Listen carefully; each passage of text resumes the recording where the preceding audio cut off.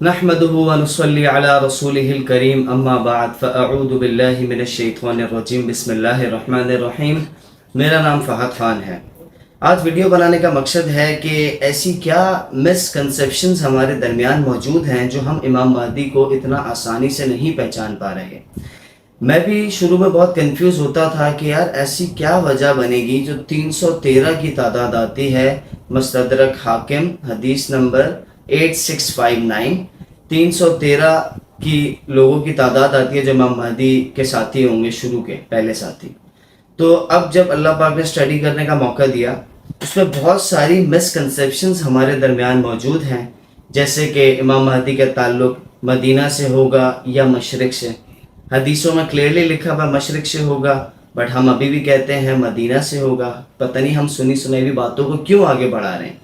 دوسرا، ان کا نام آیا محمد بن عبداللہ ہوگا، یا اگر آپ حدیث کے مطلب کو سمجھیں تو نبی اکرم صلی اللہ علیہ وسلم نے فرمایا ان کا نام میرے نام جیسا ہوگا، ان کے والد کا نام میرے والد کے نام جیسا ہوگا۔ اسی طرح میں کوشش کر رہا ہوں کہ شارٹ ویڈیوز میں ان چیزوں کو کور کروں، جیسے ایسی کیا وجہ بنی، بہت سارے لوگ کنفیوز ہے کہ امام مہدی جو ہے وہ پاکستان سے ہوگا، ایسی کیا وجہ بنی۔ میں اس میں ایک چھوٹی سی جو کنفیوژن لوگوں کے درمیان موجود ہے اس کو انشاءاللہ کوشش کروں گا اللہ کی رحمت سے کہ دور کر سکوں۔ دیکھیں، اگر میں سید محمد قاسم بن عبد الکریم کے خوابوں سے ایک چیز اخذ کرتا ہوں، بہت مختصر سی چیز اخذ کروں گا کہ نبی اکرم صلی اللہ علیہ وسلم نے خواب میں محمد قاسم بھائی کو ایک نقشہ دیا، میپ، اور اس میں نبی اکرم صلی اللہ علیہ وسلم نے غالباً فرمایا، میں اپنی ورڈنگ میں بتا رہا ہوں، اللہ کمی بیشی معاف فرمائے، کہ محمد قاسم میں نے کبھی بھی خراسان کا ذکر نہیں کیا، خراسان سے پہلی والی زمین کا ذکر کیا تھا۔ اب آپ حدیث کھولتے ہیں، حدیث میں جو ہم لوگ ورڈ پڑھتے ہیں وہ ہے قبل الخراسان، جس کا مطلب ہوتا ہے خراسان کی طرف سے، ٹھیک ہے، لشکر آئے گا یا امام مہدی ہوں گے۔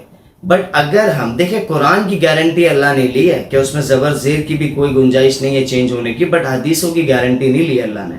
لیکن اللہ پاک ابھی بھی محمد قاسم بن عبد الکریم کے ذریعے ہمیں صحیح تشریحات، صحیح چیزیں جو غلط فہمیاں ہمارے درمیان موجود ہیں وہ اللہ پاک کھول کے دکھا رہے ہیں۔ جیسے کہ سید محمد قاسم بن عبد الکریم کے خوابوں میں نے آپ کو بتایا، نبی اکرم صلی اللہ علیہ وسلم نے فرمایا میں نے خراسان سے پہلے والی زمین کا ذکر کیا تھا۔ اب ہم اس چیز کو تھوڑا کلیئر کرتے ہیں۔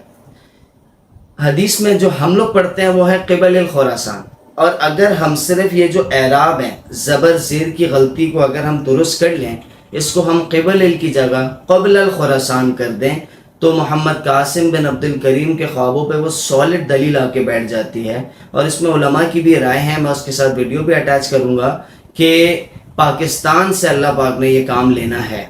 اب اگر ہم سعودی عرب کے ایسٹ میں دیکھتے ہیں، مشرق میں سعودی عرب آتا ہے، پھر ایران آتا ہے، پھر افغانستان آتا ہے، پھر پاکستان آتا ہے۔ بہت سارے لوگ یہی سمجھتے ہیں کہ یار خراسان تو افغانستان میں، پاکستان کیسے ہو گیا؟ اب اگر آپ ڈائریکٹنگ ٹورڈز ایسٹ کی طرف اگر آپ اشارہ کرتے ہیں، اور آپ اگر دیکھیں افغانستان کے بعد پاکستان ہے، تو اس میں کلیئرلی یہ چیز مینشن ہے من قبل الخراسان، خراسان سے پہلے والی زمین، خراسان سے پہلے والی زمین سے لشکر آئے گا یا امام مہدی کا تعلق وہیں سے ہوگا، جو ہمیں مشرق میں احادیثوں میں ملتا ہے۔ تو یہ چیز بہت کلیئر سالڈ ہمارے سامنے واضح ہو جانی چاہیے کہ امام المہدی کا تعلق پاکستان سے ہوگا، اور جو فوجیں جو امام مہدی کی حکومت کی راہ مہر کریں گی، جو عربوں کو قتل کریں گی، اچھا نظام، حکومتی نظام ان سے مانگیں گی، وہ ساری چیزیں اللہ پاک نے پاکستان سے کام لینا ہے۔ میں ایک مولانا صاحب مفتی ذوالفقار احمد، پیر ذوالفقار احمد نقشبندی صاحب کی ویڈیو بھی آپ کے سامنے ایڈ کروں گا۔ انہوں نے بھی یہی فرمایا ہے کہ اللہ پاک نے پاکستان کو بنایا ہی اسی مقصد کے لیے ہے، یہ کام اللہ پاک نے پاکستان سے لینا ہے۔ جزاکم اللہ خیر۔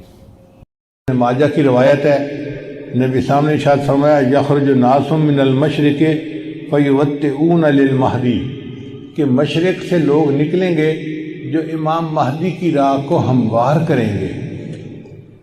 اب سعودی عرب کے مشرق میں تو ہمارا ملک بنتا ہے، اس کا مطلب یہ کہ جس کو ہم وادی سندھ کہتے تھے نا پرانا، وہاں سے لوگ اٹھیں گے۔ یہ پاکستان اور افغانستان کے درمیان کا ایک علاقہ بنتا ہے۔ اللہ ایمان والوں کو یہاں سے اٹھائیں گے اور پھر وہ امام مہدی کے آنے کی راہ ہموار کریں گے۔